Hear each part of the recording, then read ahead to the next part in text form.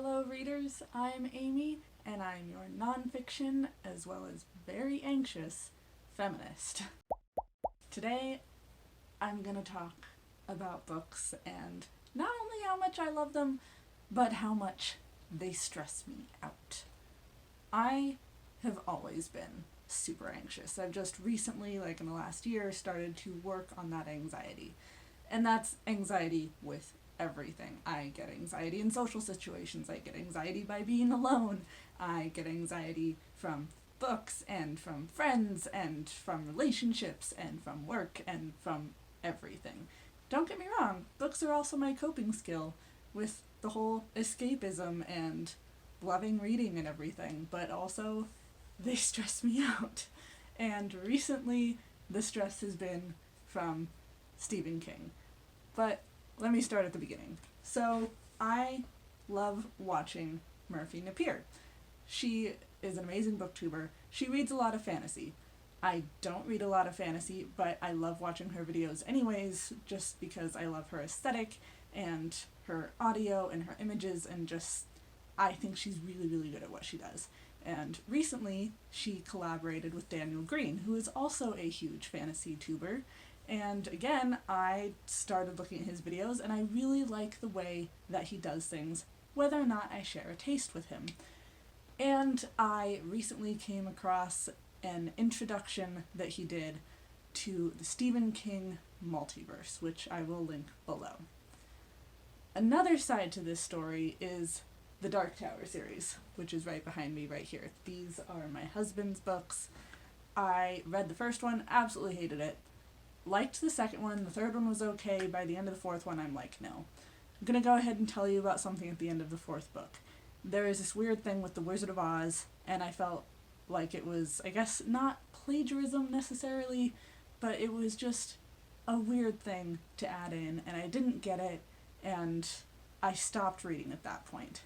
In watching his video on the Stephen King multiverse, and the way he's explaining it, which if I can figure out how to include part of his video in this, I will, but I don't know how to do that yet.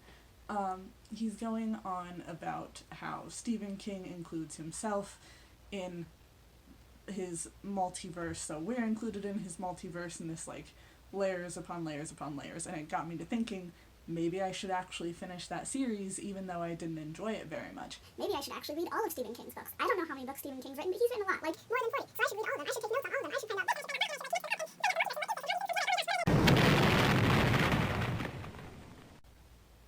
This is how my overthinking, overactive, anxiety brain works. All the time. It's exhausting, believe me. Recently I did a books that I'll probably never read tag, which I will also link below. And I talked about how I don't want to read Stephen King's The Stand. It's just not a story that I'm interested in. It's not a book I want to get into. And someone commented on it, hey, I gave it like 3 stars, it's whatever, no big deal. But then, again, in one of Daniel Green's videos that I was watching as I went through his channel, he's like, oh, I would actually consider this to be a perfect book. And again, my brain gets to doing that whole thing. And that's not pleasant.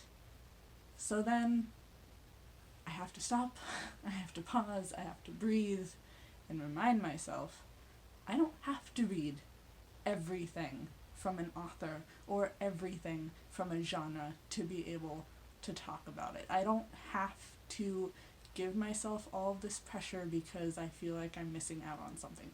Because it's fine. I have my own personal tastes. It's fine. I'm fine. We're fine. There's no reason to give myself this kind of stress. It's been a lot of work. It's still a lot of work. And my brain is still going at 1,000,000 miles an hour. And this is how books stress me out.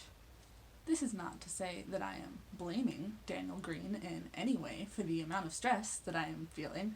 Maybe a little bit about the stress that I'm feeling over Stephen King books currently, but this is just how my brain works. This is the kind of stress that I feel about like I said, books and relationships and friendships and being social and being alone and all of this stuff. This is just how I feel all of the time. I guess basically this is another video on my anxiety. If you've seen my review of Sparrow, which I will also link below, then you know I've already kind of given you an introduction into my anxiety and what I am dealing with 24/7 all of the time.